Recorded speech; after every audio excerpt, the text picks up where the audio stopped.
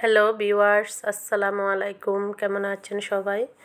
আজকে অনেক দিন পর আপনাদের সাথে চলে আসলাম আমার কিছু ব্যক্তিগত সমস্যা নিয়ে। আমি অনেক দিন যাবৎ ভিডিও করতে পারিনি, তাই তো আজকে চলে আসলাম। আজকে আমি একটি কেক বেক করে আপনাদের মাঝে দেখিয়ে দিব, অরেঞ্জ কেক।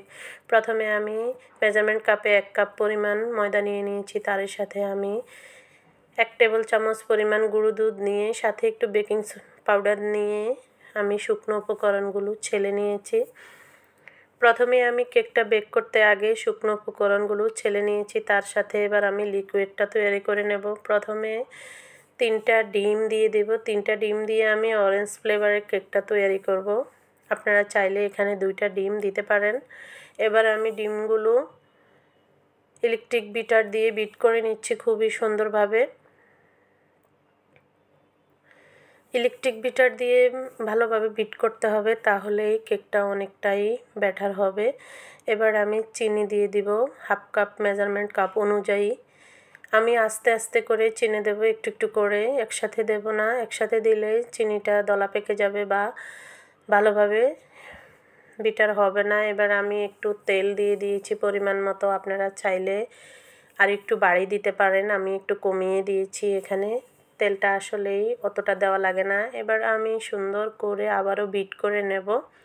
এখানে যে আমি অরেঞ্জ ফ্লেভারের কেকটা বানাবো, অরেঞ্জটা আমি জুস করে নিয়েছি 2টা অরেঞ্জ।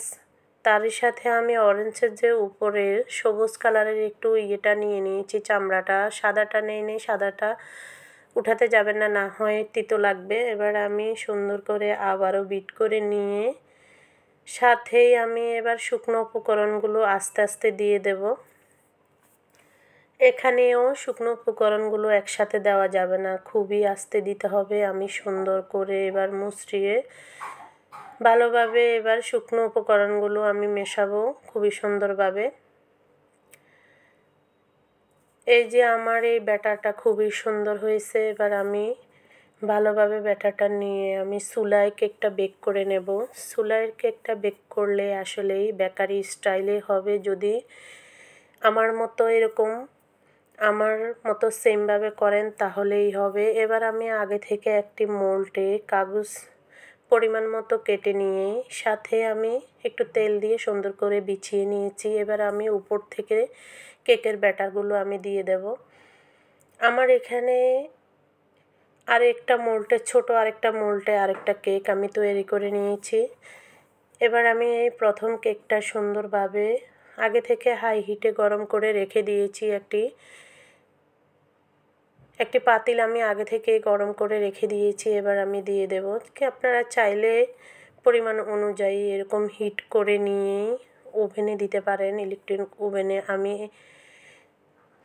গ্যাসের চুলায় করে নিয়েছি, খুবই ইজিভাবে, দেখতেই পাচ্ছেন। এবার আমি সুন্দর করে বেক করে নেব, 30 মিনিটের জন্য বেক করে নেব। এরকম অরেঞ্জ ফ্লেভারের কেকগুলো কেকে আমাদের মতো পছন্দ করেন, অনেকটাই মজা। এরকমভাবে বাসায় অরেঞ্জ ফ্লেভারের কেকটা তৈরি করবেন। এবার দেখতেই পাচ্ছেন মাশাআল্লাহ আমার কেকটা কতটা সুন্দরভাবে ফুলে উঠেছে। আমি একটা কাঠি দিয়ে টেস্ট করে দেখিয়েছি, আমার কোনো আঠাযুক্ত কোনো কিছুই আসে না। এবার আমি সুন্দরভাবে উঠিয়ে নেব। একটু ঠান্ডা করে নিয়ে একটি ছুরির সাহায্যে চতুর্পাশ থেকে কেটে নেব। চতুর্পাশ থেকে কেটে নিয়ে আমি কেকটা উঠিয়ে নেব। সাথে আমি হালকা একটু সুগার সিরাপ দিয়ে দিব, যেন কেকটা ড্রাই না হয়ে যায়। এবার আমি উপর করে নিয়ে ঝাঁকুনির সাহায্যে বের করে নেব। দেখতেই পাচ্ছেন মাশাআল্লাহ আমার কেকটা কতটা স্পঞ্জি এবং সুন্দর হয়েছে। আমার এই টিপসগুলো ফলো করে যদি এরকম অরেঞ্জ ফ্লেভারের কেক বানাতে পারেন, তাহলে ঠিক সেম আমার মতোই এরকমভাবে কেকই হবে। এবার আমি একটি ছুরির সাহায্যে স্লাইস করে নেব আমার মনের মতো করে। আপনারা চাইলে আপনাদের মন মতো করে স্লাইস করে নেবেন। আমি সুন্দর করে স্লাইস করে নিয়ে বা ছোট করেও নিতে পারি, বাচ্চাদের টিফিনে দিয়ে দেব। এই শীতকালীন সময়ে এরকম অরেঞ্জ বাজারে অনেক পাওয়া যায়। অরেঞ্জ দিয়ে এরকমভাবে সুন্দর করে কেক আমার মতো বানিয়ে নিয়ে বাচ্চাদেরকে টিফিনে দিতে পারেন সবাই মিলে। আসলে আমি দীর্ঘদিন যাবৎ একটু অসুস্থ ছিলাম বা কিছু ব্যক্তিগত সমস্যার কারণে ভিডিও দিতে পারিনি, সবার কাছে ক্ষমা চেয়ে নিচ্ছি। এবার আমার ভিডিওটা ভালো লাগলে লাইক কমেন্ট বেশি বেশি শেয়ার করে আমার পাশে থাকবেন। ধন্যবাদ সবাইকে। আল্লাহ হাফেজ।